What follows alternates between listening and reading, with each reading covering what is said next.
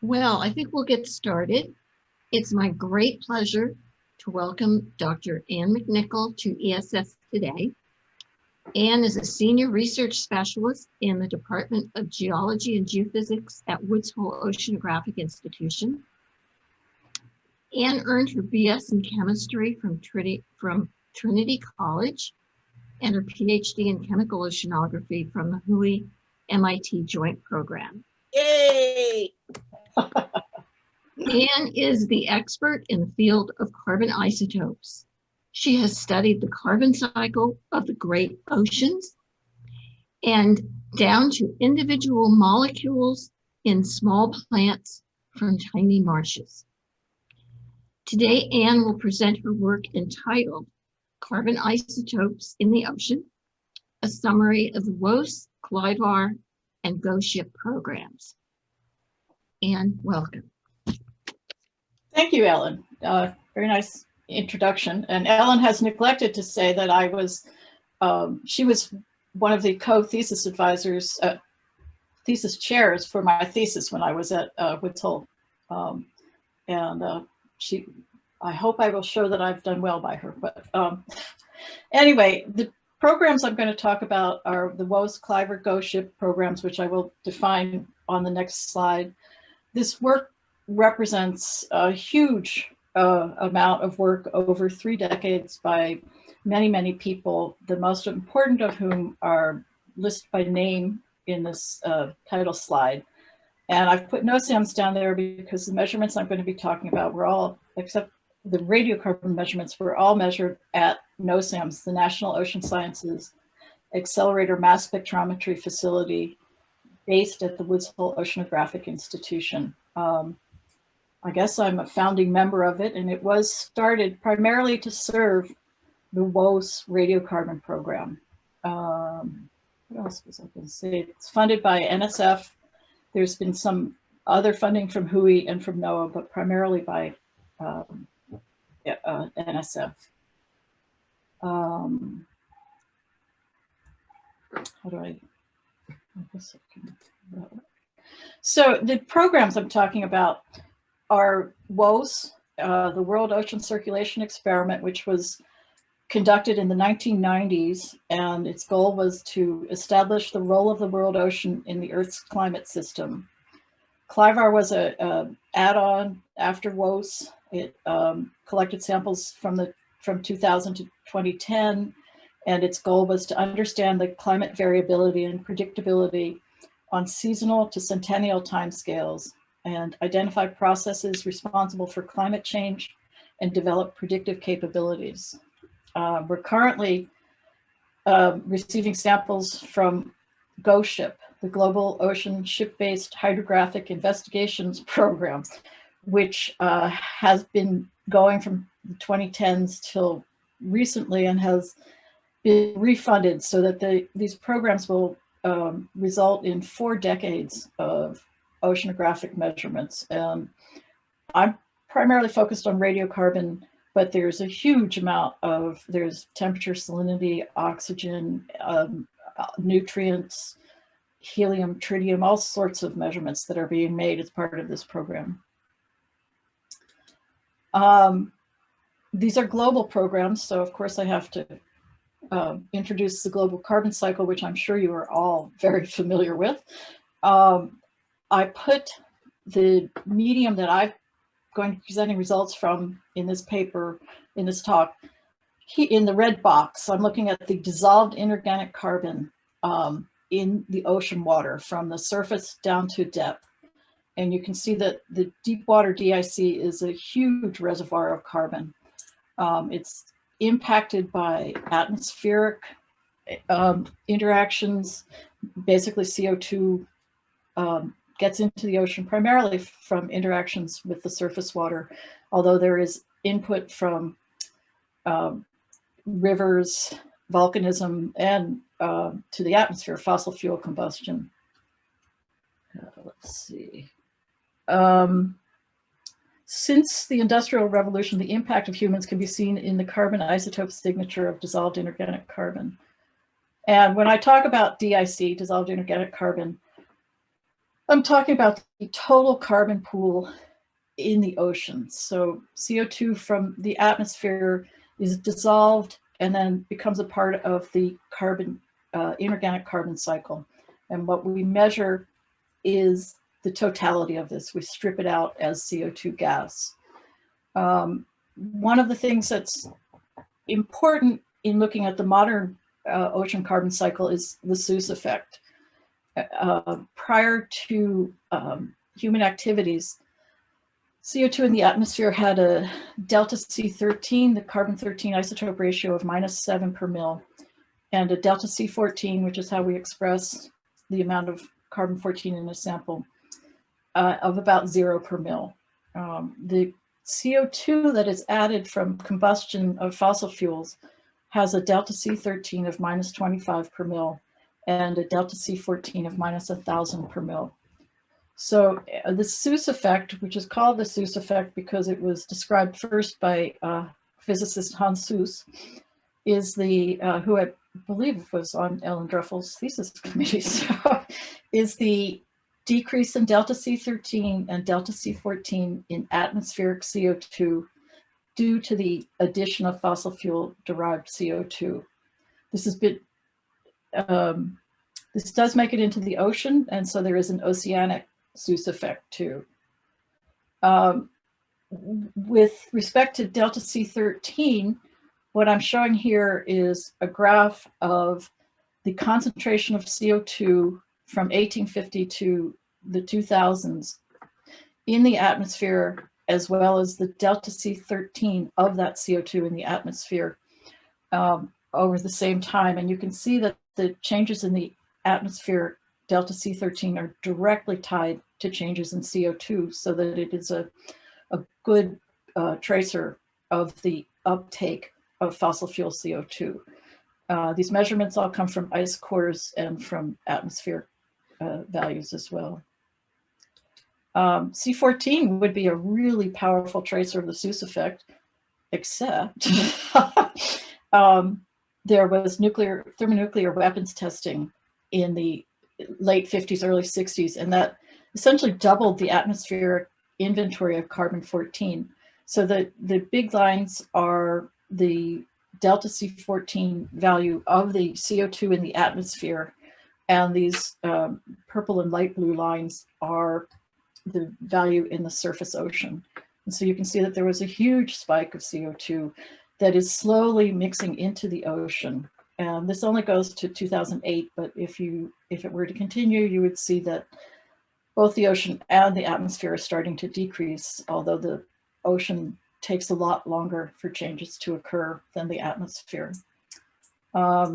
These data are from atmospheric measurements, and the ocean data are from coral measurements in the Pacific Ocean.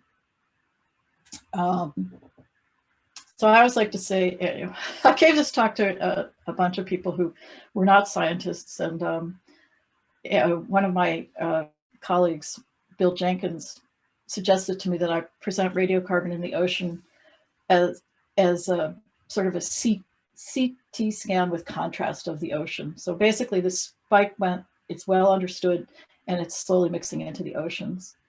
And I also like to say there's 3 good things about the bomb spike.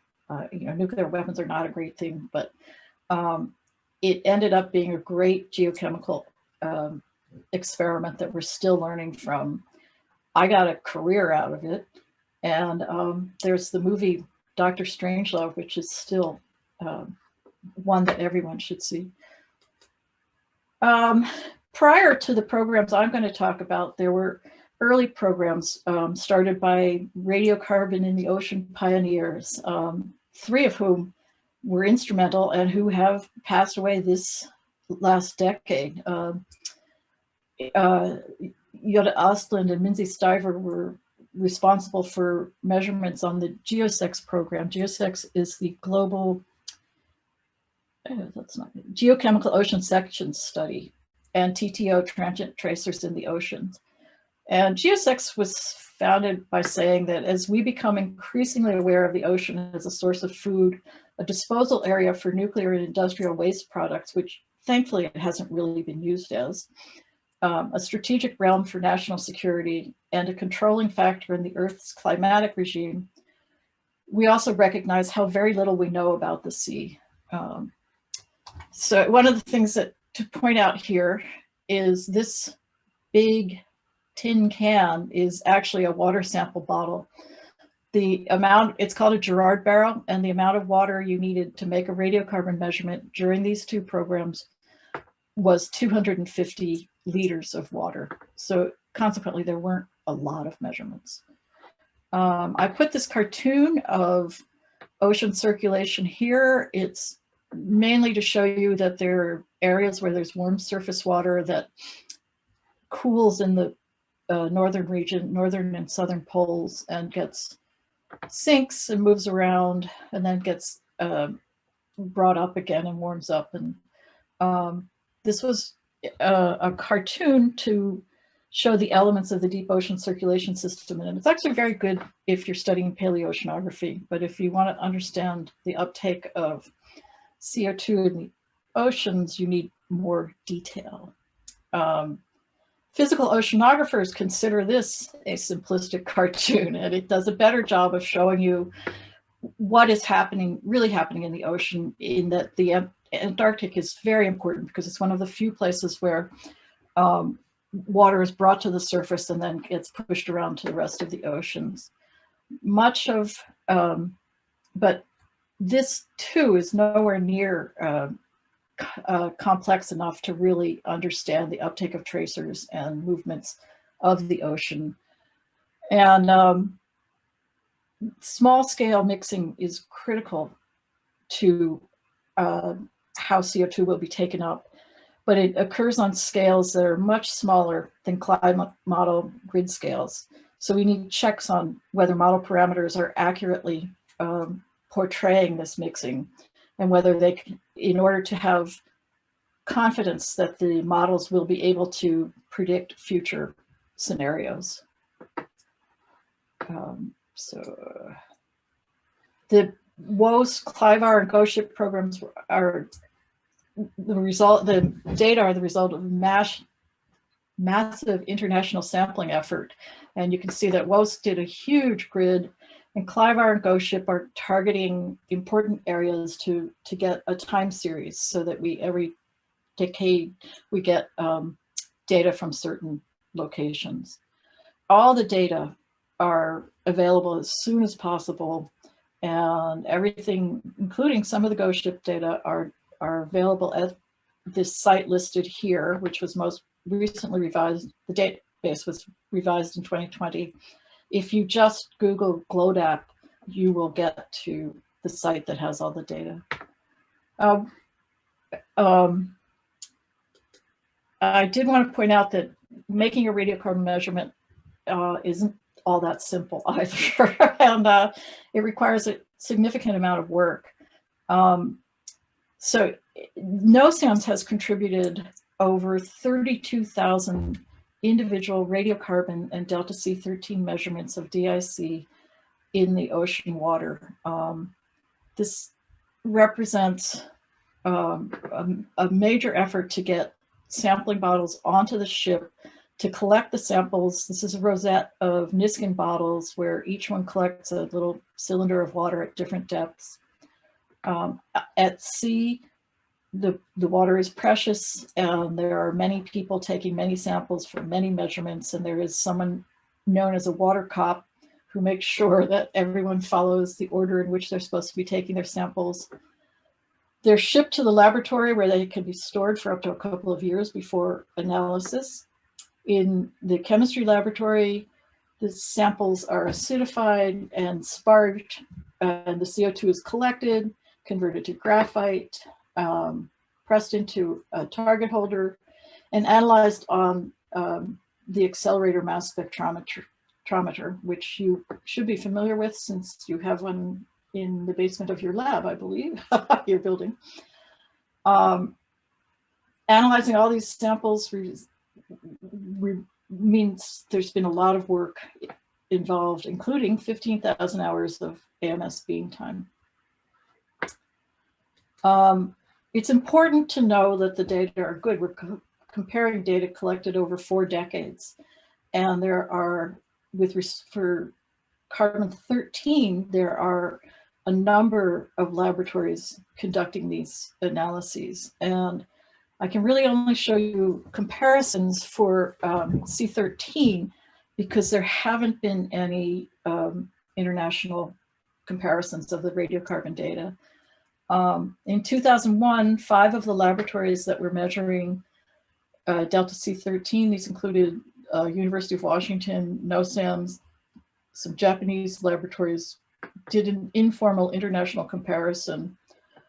And in 2019, there was a more robust, a study started by Cheng at Dalhousie, where 16 labs, unfortunately not NOSAMS, participated in a comparison study. The bottom line was that there are significant offsets that need to be documented. It's not surprising that there are offsets, but they do not preclude the use of data sets for carbon cycle modeling. You can use mathematical methods such as multiple linear regressions to identify the offsets and then evaluate anthropogenic CO2 uptake and accumulation. And you can see an example of this in a paper by Paul Quay et al. So everyone is currently working to identify and document differences.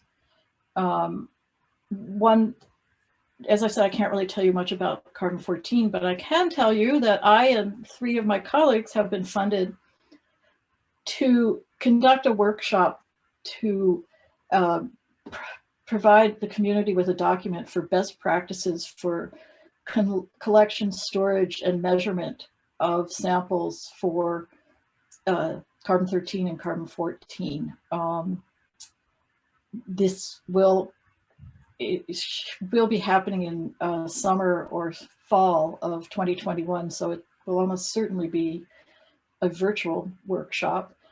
We hope to attract lots of people making the measurements. There's also, particularly with respect to carbon-13, a number of new methods for making these measurements that need to be discussed, described, and evaluated. And then there's a couple of ways to measure carbon-14 that have changed since I set up the lab 30 years ago.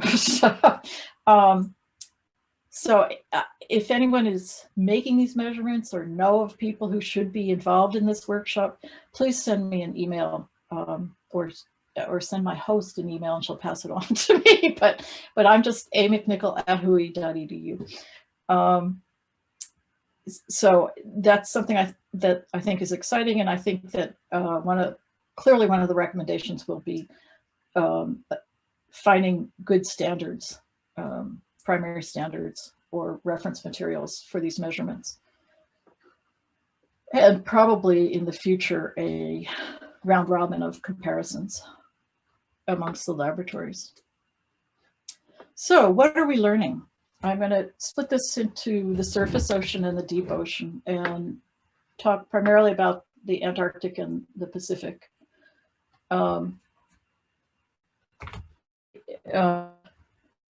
This ocean, we're finding that the bomb signal is being absorbed into the ocean and the terrestrial environment. The surface ocean C14 is decreasing, and there are regions of the ocean that are now a source of carbon-14 to the atmosphere instead of the years when we've been seeing the atmosphere pumping carbon-14 into the ocean.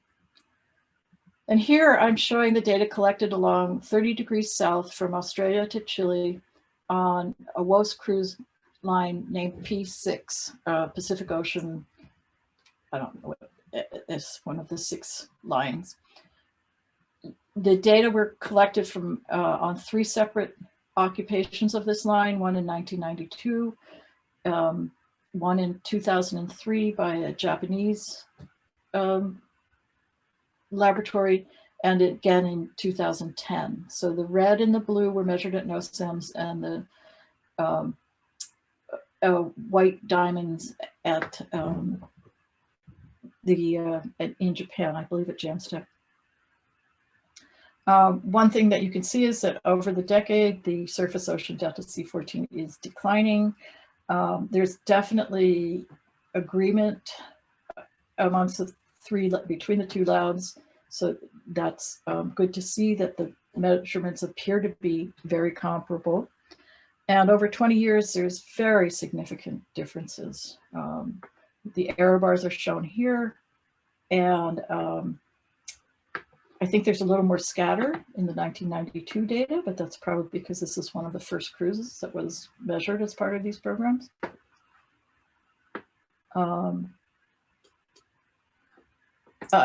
If you look at the rate of change of carbon-14 in the ocean surface, you can use sophisticated models with a lot of data, or in a very simple matter, you can look at this station along 30 degrees south, which has been measured as part of Geophysics in the 1970s, as part of WOCE, as part of the Japanese occupation, and as part of CLIVAR. And if you, what we're showing here is the delta C14 in the atmosphere in the red line versus year. If you just draw a line through there, you see a decline of about 2.6 per mil per year in the surface ocean. These purple circles are coral data that Alan Andrews collected and measured high resolution carbon-14 values on. This is plotted as FC14, although he's basically looking at the delta C14. You can see that there's a huge spike and then it's coming down. And his data suggests that the decline is about 2.3 per mil per year. So this is really nice confirmation of the fact that the two different methods, one looking at the carbonate in a surface core, looking at carbonate signal from corals that are reflecting the surface ocean C14 and directly measuring it in seawater, as well as the fact that these measurements were made over 10, 20, 35 years. We can look in a more detailed fashion at the change in the DIC14 of the global surface ocean. This data were put together from GLODAP by Joanna Lester, who recently defended her thesis. She's working with Heather Graven at Imperial College in London. You can see she's separated the observations into those from 1980 to 2000 and from 2000 to 2014. So this is WOCE and first CLIVAR and second CLIVAR, and probably haven't gotten into GOSHIP when she put this together. But it's clear the red values are high values of delta C14 and the bluer colors are low values of delta C14. And it's clear that everywhere the signal has changed, which means it's moving, and that's because it's moving deeper into the ocean. Apparently my slide decided that I had spoken enough on that. We're going to look at delta C13 as well. Now this is work of Paul Quay's. He has made over 3,457 measurements in the surface ocean water by commandeering ships of opportunity, as well as participating in WOCE and CLIVAR cruises, and has binned his data into the 1990s and the 2000s. And here, this is, when we're looking at carbon-14, we're looking at the impact of the bomb signal. Here we're looking at the uptake of fossil fuel CO2. So CO2 that has been declining over time because of the input of light CO2. And if you look at the averages, which are, the green is the average of the 1990s. Again, this is from the Southern Ocean, minus 80 degrees latitude, to the North Pacific at 60 degrees north. The difference between the green squares and the black circles is significant. These measurements are made to about plus or minus 0.03 per mil. And this can be modeled to understand the uptake, and which can sort of be seen in this slide. This is the work of a postdoc who was working with Claret, working with Ralph Sunrup and Paul Quay at the University of Washington. And here she's looking at the modified changes in the air sea delta C13 equilibrium over the period 1970 to 1995, as well as the accumulation of anthropogenic CO2 due to the transport of DIC-13 and DIC in the ocean interior. And the difference is showing you that anthropogenic CO2 is being moved around the ocean. So it's coming in at different places and then it gets moved around, so the signals look different. Interestingly, as a part of this study, she was applying the Princeton MOM5 model with the biogeochemistry BLING model. And to be able, before she did this work, to be able to accurately represent what she was seeing in the depth profiles in the surface ocean, she had to adjust the rate of air-sea flux of CO2. And so this is an instance where important information is being gained by using the carbon isotopes in the ocean, by the measurements and modeling them. So in the deep ocean, what are we learning? We're learning that the penetration of the bomb C14 signal is easily measurable. I believe at the beginning of WOCE, it wasn't clear how strong the signal would be. The C14 changes in the ocean are now controlled by internal ocean processes, not air-sea exchange. This is a conclusion that Heather Graven determined based on models. This means that radiocarbon is now analogous to anthropogenic CO2, and in the deep ocean, it's a powerful tracer of the how rapidly the anthropogenic CO2 is getting into the deep ocean.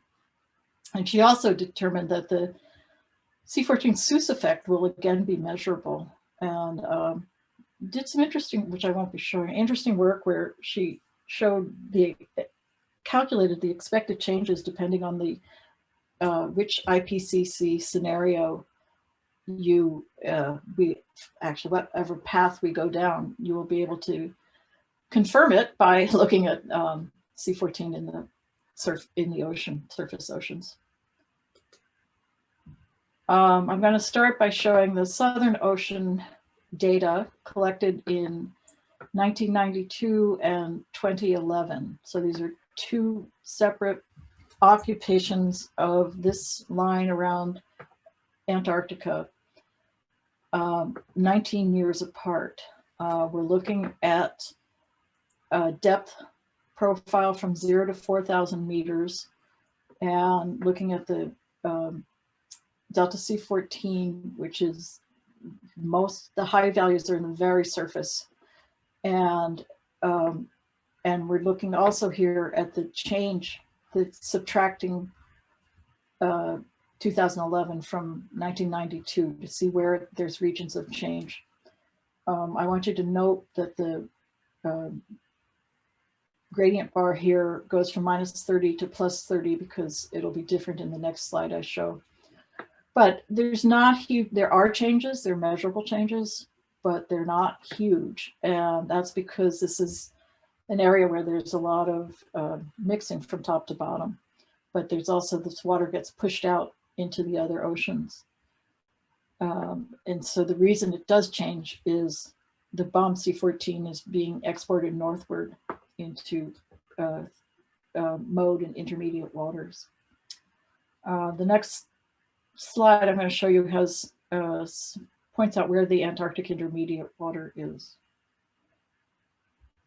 So then we can look at the Pacific Ocean going from almost Antarctica up to Alaska and look at the changes in the C14. And please note that the difference slide here, so this is over 1991 to 2005, so it's like 15 years. Note that we have more than doubled the gradient slide here. There are very big changes. There's movement of C14 into the gyres, down deeper. So the major accumulation is in the subtropics, and the differences observed over 15 years are enormous with respect to the measurement error. We believe we're measuring to plus or minus 4 to 5 per mil, and we're seeing changes of up to 75 per mil, which is huge. What else did I say about this? The movement of C14 from the surface waters to the deep waters isn't a direct transfer up and down. It's actually movement of water from the Antarctic to the Pacific. And in a Jenkins et al. Paper, use the differences in the southern section here to estimate a transit time for Antarctic intermediate water from the Antarctic to this region of approximately 30 years. And sorry about that. This slide here is just, I put it in to sort of show you the challenges of sampling in polar regions. The CTD rosette has to be launched through a door and can't be launched off the deck of the ship because the water in the Niskin bottles would freeze before you could sample it when you brought the rosette back on ship. So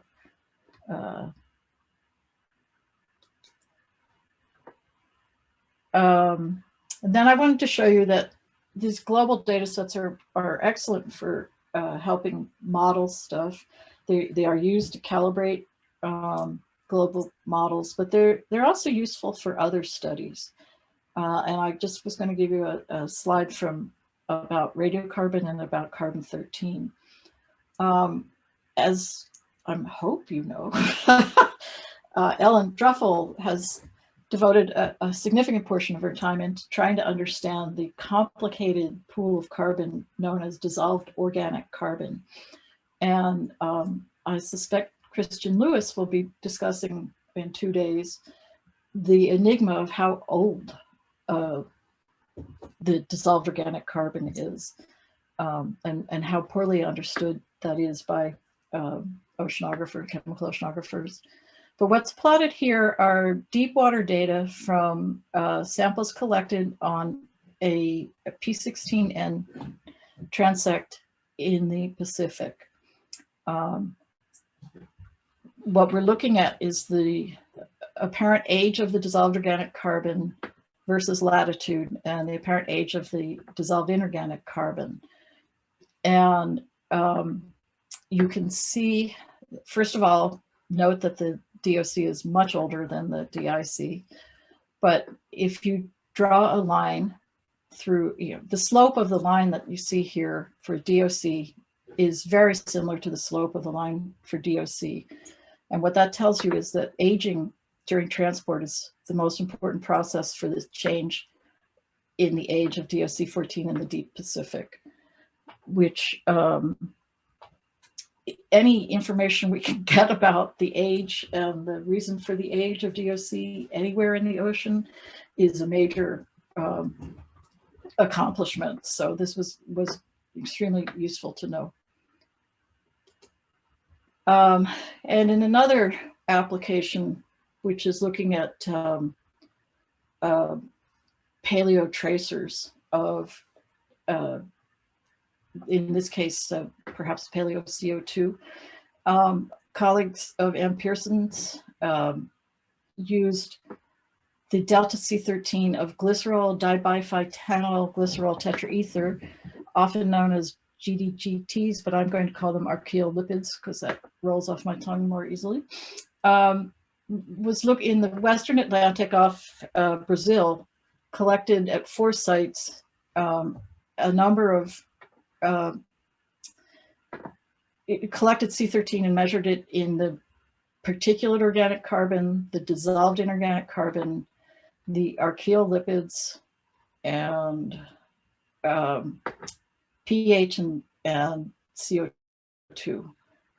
This was what they were trying to do, was test the assumption that the fractionation between the archaeolipids and DIC is constant, which was what had been thought. And it was thought that the archaeolipids could be used to get paleo-DIC values.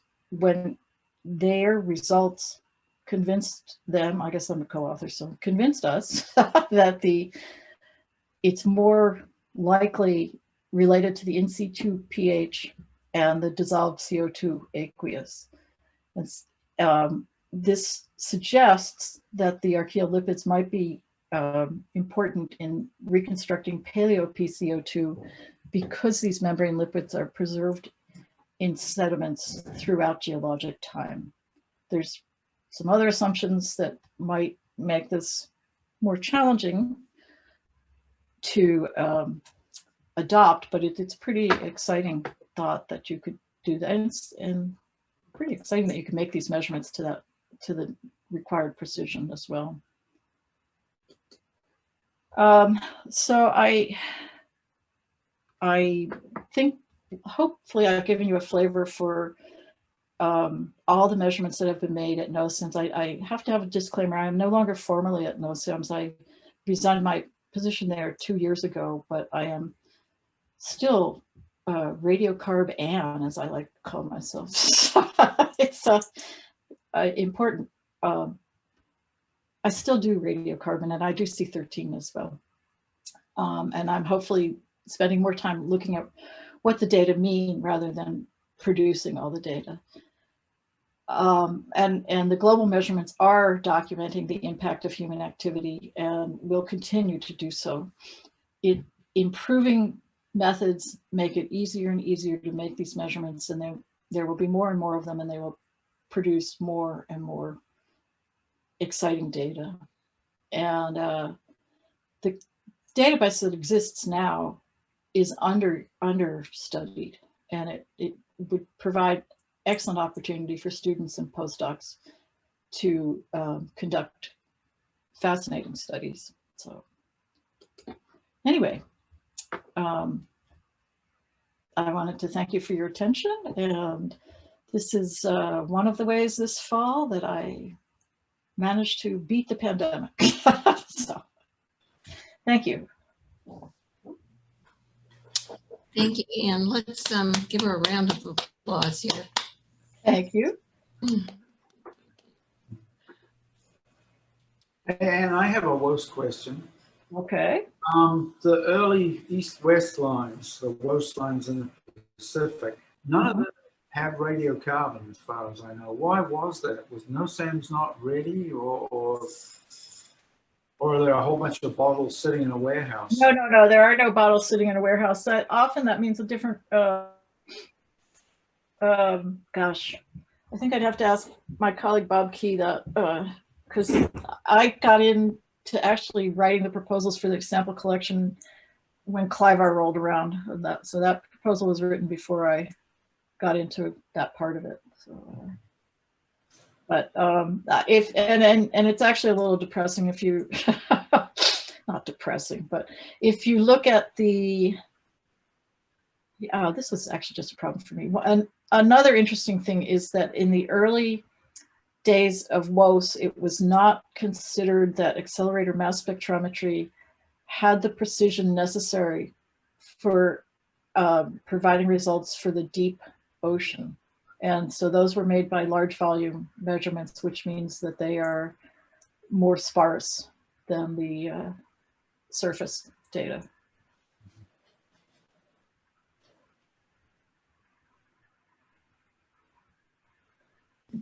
Are there other questions? Please just speak up.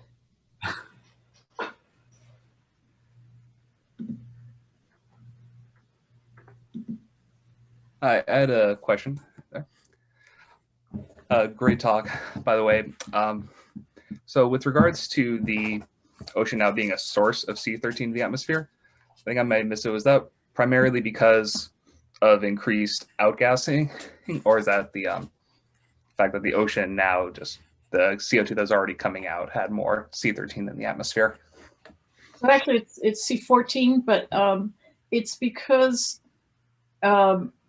so much of the bomb signal has moved into the ocean that the ocean has more carbon-14, so the gradient favors the transfer of C14 to the atmosphere, not necessarily CO2, but C14. So C14O2. Thank you. The isotopes are so CO2 equilibrates with the atmosphere in about a year, but the isotopes take 10 years to equilibrate with the atmosphere. So there's very different time scales.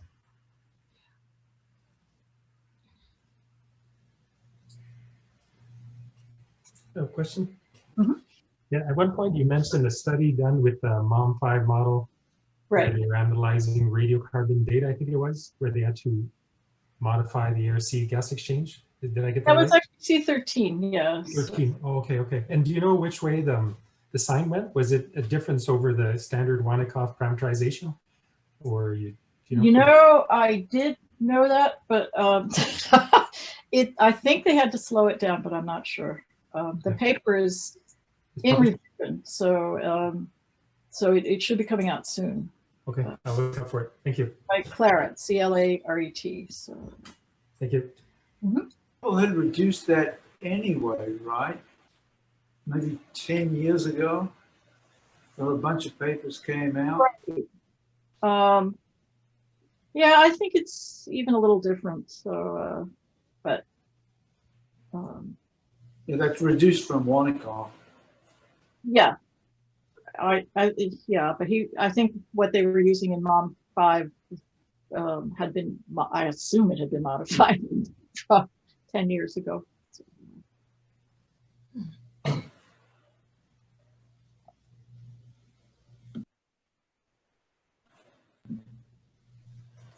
Are there any other questions for Anne?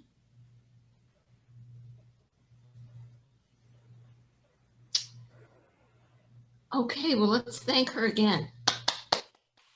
Well, thank you for listening.